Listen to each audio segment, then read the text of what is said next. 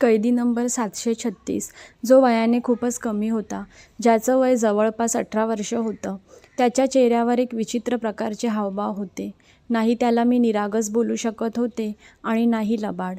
जेव्हा कधी मी त्याला पाहायचे तेव्हा मला असं वाटायचं की तो कोणत्या तरी खोल विचारात आहे. त्याचा चेहरा अगदी केविलवाणा असायचा. मला त्याच्याबद्दल खूप वाईट वाटायचं, कारण की त्याला फाशीची शिक्षा मिळाली होती. वयाच्या 18-19व्या वर्षी तो हे जग सोडून जात होता, जिथे त्याच्यासाठी हे जग अजूनही उघडलं नव्हतं. तो तर वयाने खूपच लहान वाटत होता. माझं खूप मन करायचं की मी त्याला विचारावं की तुला कोणत्या गुन्ह्याची शिक्षा मिळाली आहे की ज्यामुळे तू तुझं आयुष्य आनंदाने जगायचं सोडून मृत्यूच्या वाटेवर निघाला आहेस. परंतु त्याच्या चेहऱ्यावर इतके केविलवाणे भाव असायचे की मला त्याच्यासोबत बोलायला देखील भीती वाटायची. माझं नाव निकिता आहे आणि पेशाने मी इन्स्पेक्टर होते आणि पोलिसात काम करणाऱ्या लोकांप्रमाणे माझं देखील मन दगडाचं होतं. परंतु त्या कैद्याला पाहून माझं मन विरघळायचं, ज्याचं नाव विशाल होतं. माझं त्याच्यासोबत बोलायचं मन करायचं. मला त्याच्यासोबत खूप काही बोलायचं होतं, त्याला खूप काही विचारायचं होतं. परंतु जेलच्या आतमध्ये असं वातावरण नसायचं की तुम्ही एखाद्या कैद्यासोबत असं गप्पा गोष्टी करू शकाल. आज मला ऑर्डर मिळाली की कैदी नंबर 736ला 2 दिवसानंतर फाशीची शिक्षा द्यायची आहे. याचा अर्थ त्याच्या शिक्षेची वेळ आली होती. आज माझं मन खूपच उदास झालं. आज माझ्या मनामध्ये खूपच भीती निर्माण झाली.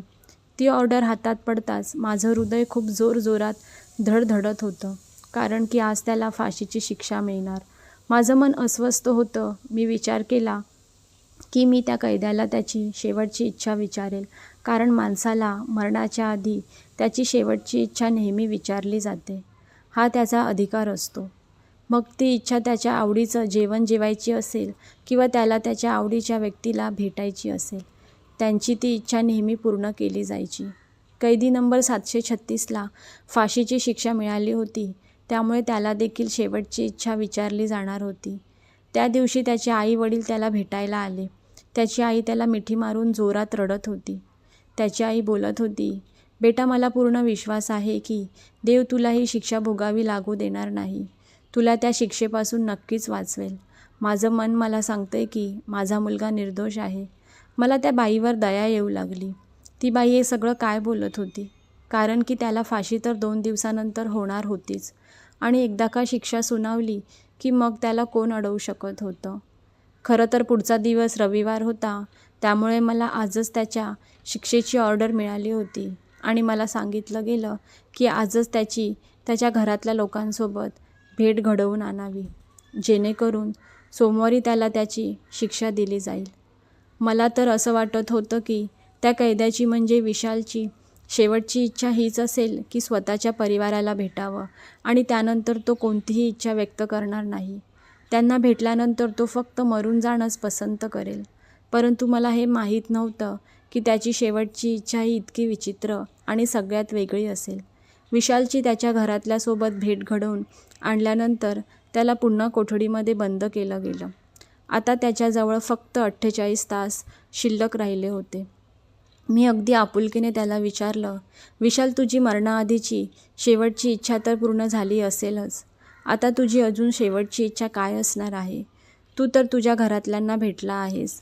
आता तर तुझ्या मनामध्ये दुसरी कोणतीच इच्छा राहिली नसेल. त्यावर विशाल म्हणाला, असं अजिबातच नाही. माझी शेवटची इच्छा आहे आणि मला ती इच्छा पूर्ण करायची आहे. विशालने लगेचच मला उत्तर दिलं. काय इच्छा आहे तुझी? तेव्हा विशाल बोलू लागला, तुम्ही मला वचन द्या की तुम्ही लोक माझी ती इच्छा पूर्ण कराल. हो हो पूर्ण करणार नक्कीच, कारण की हा तुझा अधिकार आहे. मी त्याच्यावर दया दाखवून म्हणाले. त्यावर तो म्हणाला की ठीक आहे, मला एका मोठ्या अधिकारासमोर हजर करा. मी माझी इच्छा अशी कोणालाही सांगणार नाही, कारण की माझी इच्छा खूप खास आहे आणि माझी इच्छा आहे की तुम्ही असंच कसंही माझी इच्छा वरपर्यंत पोहोचू नये. त्याचं ते बोलणे ऐकून मला राग तर आला होता, परंतु तो फाशीच्या शिक्षेचा गुन्हेगार होता. त्यामुळे विचार केला, ठीक आहे जाऊ दे. सध्या तरी हा 2 दिवसांचाच पाहुणा आहे, त्यामुळे त्याच्यासोबत दुश्मनी करून मला काय मिळणार आहे? मी SP साहेबांच्या समोर विशालला हजर केलं. बोल बेटा, तुझी काय इच्छा आहे? SP साहेब इतक्या प्रेमळपणे एखाद्या फाशीच्या गुन्हेगारासोबत कसं काय बोलू शकत होते? परंतु कदाचित त्यांना देखील त्याच्या वयावर दया आली किंवा त्याचा अपराध काय आहे हे त्यांना माहीत नसेल. त्याने असा काय अपराध केला आहे ज्यामुळे त्याला फाशीची शिक्षा मिळाली आहे? कारण की या जेलमध्ये बहुतेक गुन्हेगार असेच होते की ज्यांचा अपराध खूप छोटा होता परंतु त्यांना फाशीची शिक्षा मिळाली होती. तर मोठे मोठे गुन्हेगार करणारे अपराधी बाहेर आरामात फिरत होते. जेव्हा विशालला त्याची शेवटची इच्छा विचारली गेली तेव्हा विशाल बोलू लागला, SP साहेब, माझी शेवटची इच्छा आहे की मला या जगामध्ये पहिलं आणि शेवटचं लग्न करायचं आहे. मला लग्न करायचं आहे आणि एक दिवस मला माझ्या बायकोसोबत घालवायचा आहे.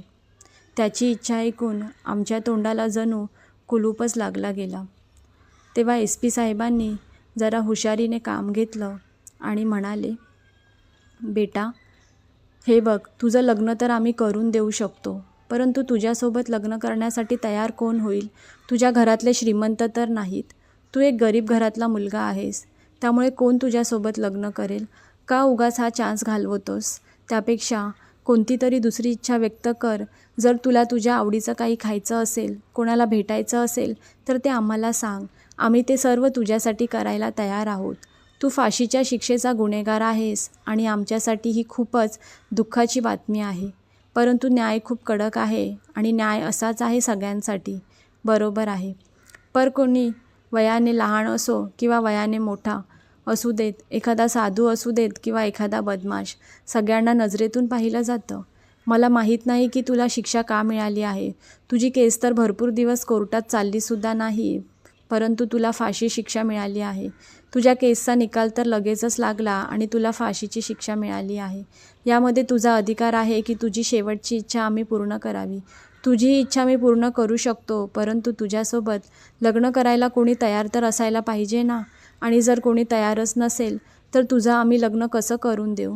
तेव्हा विशाल बोलू लागला, SP साहेब, मी तुम्हाला एक अशी कल्पना सांगणार आहे ज्यामुळे माझं लग्न आपोआप होऊन जाईल. विशालच्या सांगण्यानुसार आम्ही बाहेर शहरात जाहिरात केलं की विशालला लग्न करायचं आहे आणि सोबतच हे देखील सांगितलं की त्याला फाशीची शिक्षा मिळाली आहे आणि 2 दिवसानंतर त्याला फाशी मिळणार आहे आणि तो या जगातून निघून जाईल. जर तरी देखील एखाद्या बाईला त्याच्यासोबत लग्न करायचं असेल तर या पोलीस स्टेशनमध्ये या, मग तिथून तिला जेलमध्ये पोहोचवलं जाईल. आम्हाला तर हे सगळं मजाकच वाटलं होतं. आम्ही तर त्याची इच्छा पूर्ण केली, परंतु अवघ्या 1.5 तासानंतर एका हवालदाराने सांगितलं, एक बाई आली आहे आणि ती नवरीच्या वेशात आहे आणि तिच्यासोबत वकील देखील आहे. त्याचं ते बोलणं ऐकून मला खूप मोठा धक्का बसला. मला वाटलं कदाचित हा असाच काहीतरी खोटं बोलत असेल, परंतु मी आणि SP साहेब जेव्हा बाहेर गेलो तेव्हा हे पाहून हैराण झालो की समोर एक तरुण मुलगी, जिचा जवळपास 17 ते 18 वर्ष असेल, ती नवरीच्या वेशात उभी होती आणि तिच्यासोबत वकील देखील होते. त्या वकिलाकडे बघून असं वाटत होतं की त्यांनी तिच्या आणि विशालच्या लग्नासाठी यायला परवानगी दाखवली आहे. तिचं लग्न लावून देण्यासाठी होकार दिला आहे. त्या मुलीच्या ड्रेसकडे, त्या मुलीच्या साडीकडे आणि मेकअपकडे बघून असं वाटत होतं की तिने तर हे सगळं आधीच तयार करून ठेवलं होतं. आता मला विशालवर संशय येऊ लागला की त्याने ही अशी इच्छा का व्यक्त केली. 1 दिवसासाठी त्याला त्याच्या बायकोला भेटून काय मिळणार होतं? ही बाई कोण आहे? मी वकिलाला विचारलं तेव्हा वकील बोलू लागले की मला माहीत नाही, पण ही माझ्याजवळ आली तेव्हा ती नवरीच्या वेशात होती. म्हणाली की मला जेलमध्ये घेऊन चला, मला विशालसोबत लग्न करायचं आहे. मला माहीत नाही की तिच्या मनामध्ये नेमकं काय आहे. मी तिला समजावलं की असं करू नकोस, परंतु ती ऐकायला तयारच नाही. बोलू लागली की मला विशालसोबतच लग्न करायचं आहे. मी तिला सांगितलं आहे की त्याला फाशीची शिक्षा मिळाली आहे. 2-3 दिवसानंतर त्याचा मृत्यू अटळ आहे. परंतु ती बोलते की काही हरकत नाही, मी भलेही 1 दिवस विशालसोबत राहीन, परंतु माझी देखील इच्छा पूर्ण होईल, कारण की माझा विशालवर खरंच खूप प्रेम आहे. आम्हाला माहीत नव्हतं की विशालवर एखाद्या मुलीचं इतकं प्रेम आहे की जी त्याच्यासाठी सर्व काही सोडायला तयार आहे. ते सगळं खूप विचित्र होतं, परंतु आमचं काम तर त्याची इच्छा पूर्ण करणं होतं. आम्ही कोणत्याच गोष्टीवर काहीच आक्षेप घेतला नाही. मग विशालला त्याच्या कोठडीतून बाहेर घेऊन आले आणि एका खुर्चीवर बसवलं आणि मग वकिलांनी लग्नाचे पेपर समोर केले. दोघांनीही सर्वांच्या सक्षम पेपरवर सही केली आणि एकमेकांना हार घातले. विशाल बोलू लागला की आता माझ्या हक्काप्रमाणे आणि तुमच्या वचनाप्रमाणे माझ्या बायकोला माझ्यासोबत पाठवा. मी तिच्यासोबत गप्पा गोष्टी करेन. पूर्ण दिवस आम्ही आमच्या जुन्या आठवणींना उजाळा देऊ आणि मग त्यानंतर ही निघून जाईल आणि मग त्यानंतर तुम्ही मला फाशीवर चढवा. मला काहीच दुःख होणार नाही. मला माझं प्रेम मिळेल. विशालचं बोलणं ऐकून माझ्या डोळ्यात देखील पाणी आलं. खरं प्रेम, खरंच हे असं असतं. मी मनातल्या मनात हाच विचार केला, परंतु मला हे माहीत नव्हतं की यामागे किती मोठी कहाणी असेल ज्यामुळे आमची शुद्ध हरपणार होती. SP साहेबांनी हसत माझ्याकडे इशारा केला की तू या मुलीला विशालच्या कोठडीमध्ये कैद कर. तिथे तर खुर्ची देखील नाही आहे, अंथरूण देखील नाही आहे. ही मुलगी स्वतःच वैतागून तिथून बाहेर निघेल. मी देखील हाच विचार केला होता. मी त्या मुलीला विशालच्या कोठडीमध्ये घेऊन गेले. तेथे तर मुश्किलपणे 2 लोकांना उभं राहण्यासाठी जागा होती. मी त्या दोघांनाही त्या कोठडीमध्ये बंद केलं आणि मग स्वतः बाहेर आले. मला वाटलं की थोड्या वेळानंतर ती मुलगी वैतागेल, परंतु मला हळूहळू आवाज येऊ लागला, काहीतरी तोडण्याचा आवाज. असं वाटत होतं की कोणीतरी काहीतरी तोडण्याचा प्रयत्न करत आहे. असं वाटलं की कदाचित ते त्या कोठडीचा दरवाजा तोडण्याचा प्रयत्न करत आहेत. परंतु मी निर्धास्त होते, कारण की मला माहीत होतं कोठडीचा दरवाजा तोडणं किंवा उघडणं इतकी सोपी गोष्ट नाही. माझा हाच प्रयत्न होता की विशालने त्याच्या मनातलं त्याच्या प्रेयसीसोबत बोलावं. सध्या तरी मला त्या दोघांमध्ये काहीच रस नव्हता.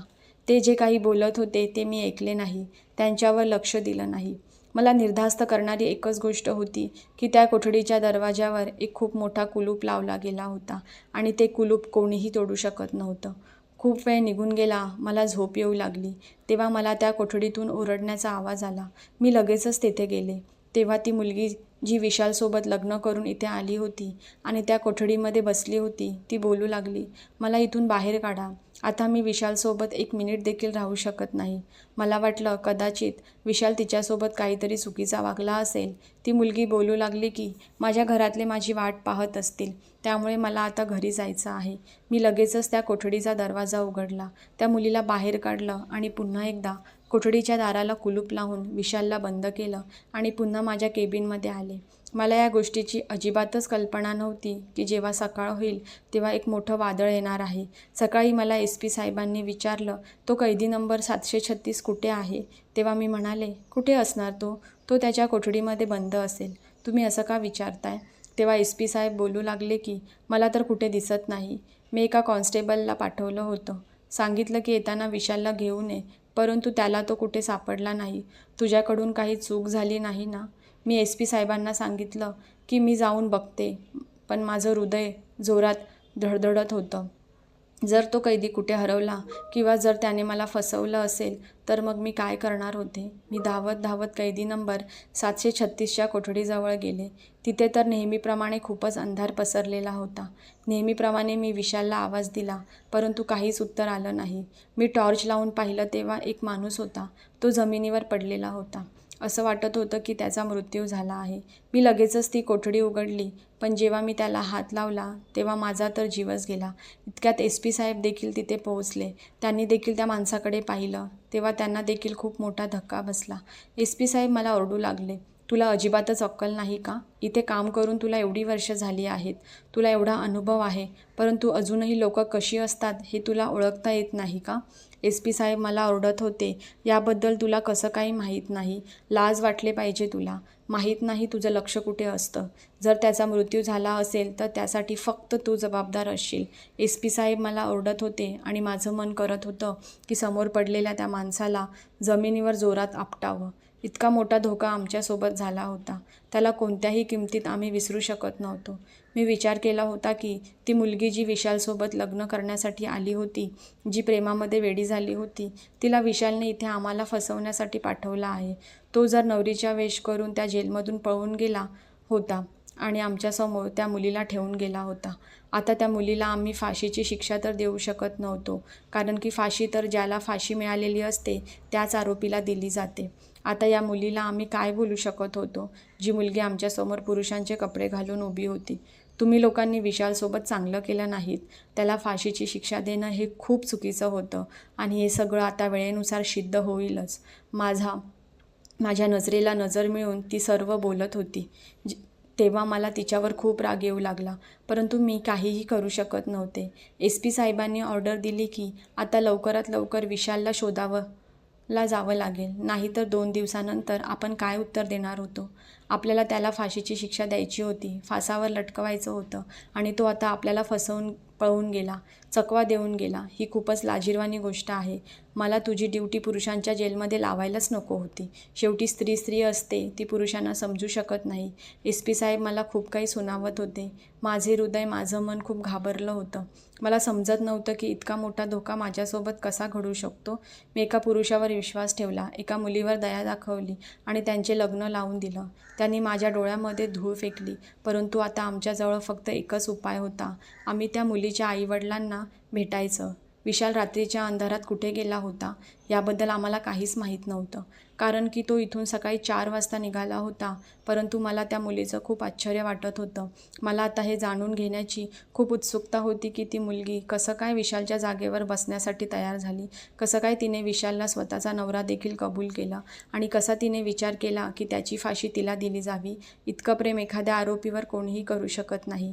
विशाल इतका वाईट असता तर या मुलीने त्याच्यावर इतकं प्रेम का केलं असतं. मी तिला तिच्या आईवडिलांबद्दल विचारलं, तेव्हा तिने लगेच सांगितलं की मी अजय पाटलांची मुलगी. अजय पाटील दुसऱ्या गावात राहत होते. अजय पाटलाला शोधून काढणं आमच्यासाठी इतकं काही कठीण काम नव्हतं. मी विचार केला, जर ही मुलगी माझ्यासमोर आहे तर मग सर्व काही मी हिला विचारलं तर.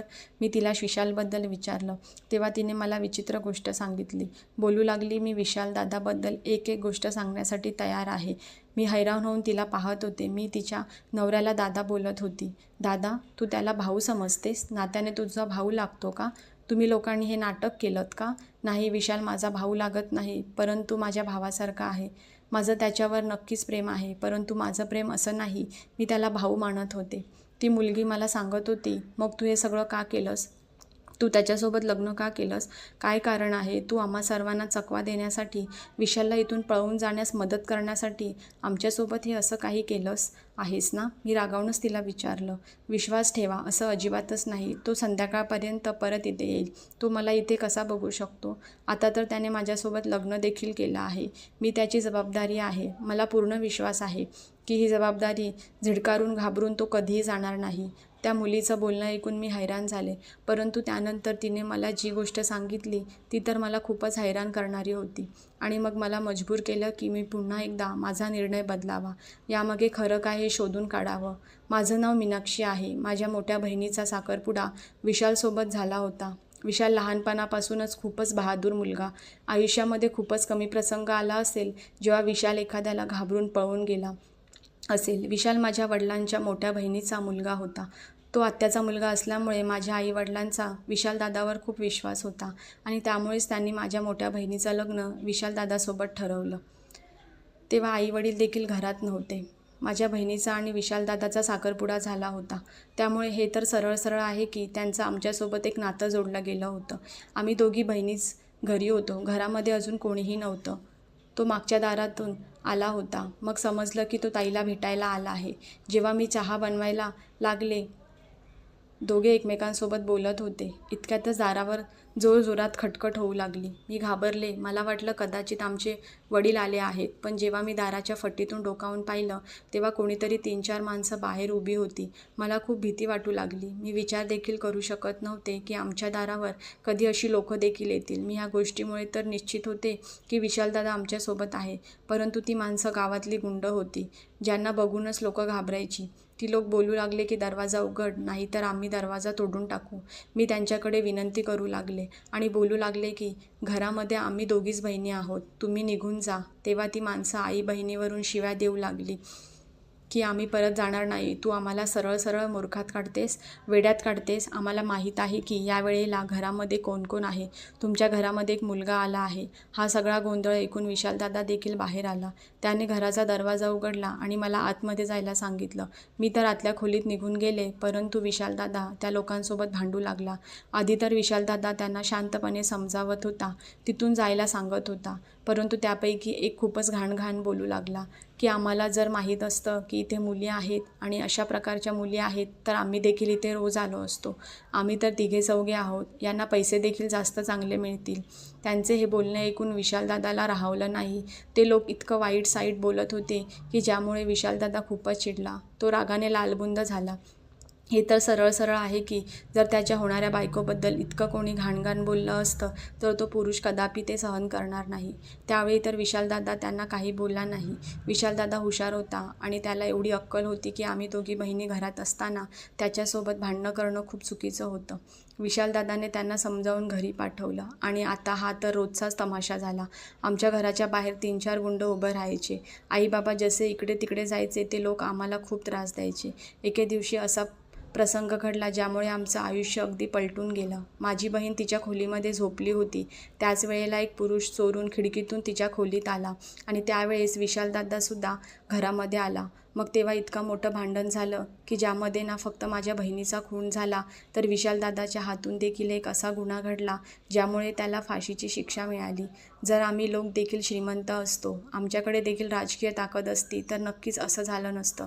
कोणाच्याही घरावर हल्ला करून, त्यांच्या घरातल्या मुलींच्या इज्जतीवर हल्ला करून त्या गुंडांवर तर कोणीही फूल तर उधळणार नव्हतं ना. विशालदादाने जे काही केलं ते त्याच्या बायकोला वाचवण्यासाठी, आम्हाला वाचवण्यासाठी केलं. मग असं बघायला गेलं तर त्याच्यावर ही अशी केस होणं चुकीचं होतं. परंतु ते लोक, त्या गावची श्रीमंती लोक, त्यामुळे त्यांनी विशालदादावर ही अशी केस लावली. पहिले दर 6 महिने तो इकडे तिकडे फरार होता, परंतु शेवटी त्याला पकडून जेलमध्ये टाकलं गेलं.